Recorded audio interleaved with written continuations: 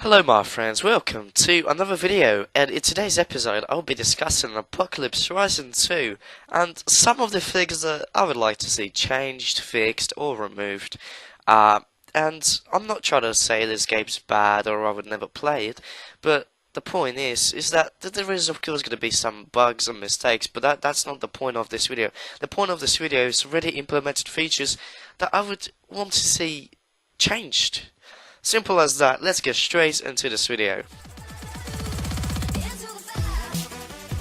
Alright, so let's start off with the combat system. What the hell have they done here? I don't like the look of it at all, in my opinion. I don't think it's anything like Apex 1, and I understand they're trying to take a different route.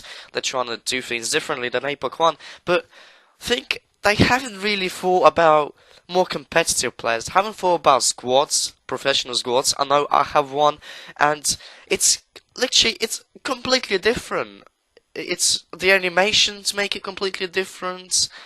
The whole feel, the whole feel about it, it's completely different, and that might be a good thing for some people, but for more competitive players and squads, and those people that even been playing Apex for years, like me. I've been playing Apocalypse Horizon for years and years and years, and this dramatic change in the weapon and combat system, it's just, I don't like it. It's too different. With the animations especially, it's really hard to aim. I think it's the bullet drop. I don't know why that was even implemented. It's like they're trying to go for realism, but at the same time they're trying to go for minimalism. It really doesn't make sense in my head, and therefore I think the combat system should heavily be either improved or changed, or just keep the combat system that Apex, the original Apex had, because quite frankly a lot of people are used to it, and this change is not really that good, is it?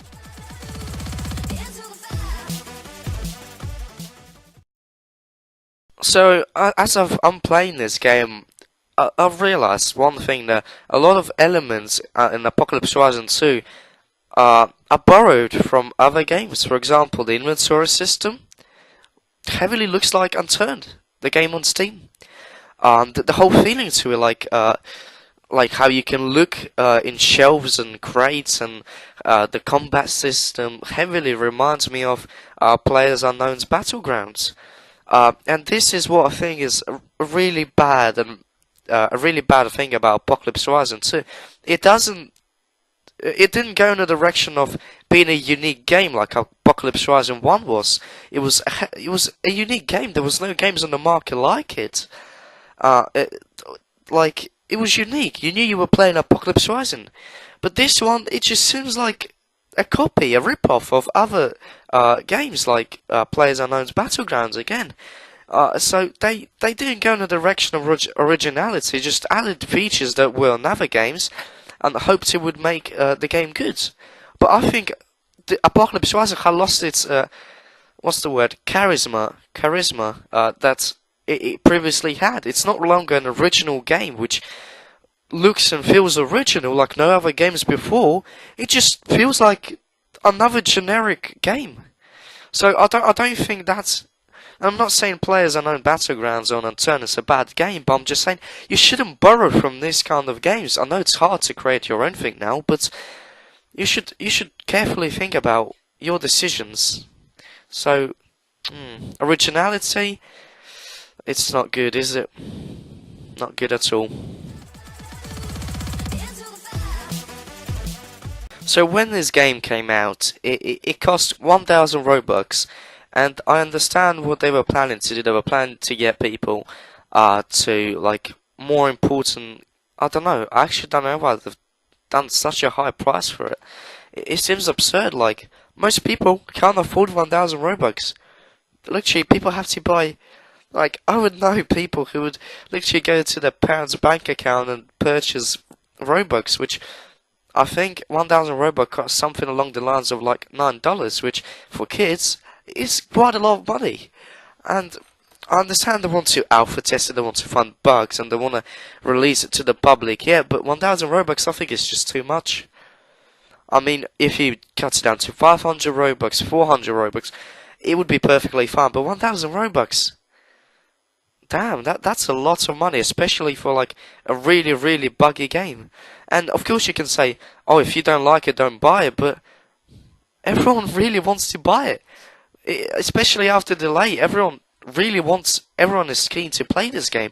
And then they see this 1,000 Robux price tag, and it just turns them off completely. It's just, in some cases, it's unfair for people who are really good APOC players who've been playing APOC for years and really want to try the new APOC out, but they can't, simply to the fact that it costs so much Robux.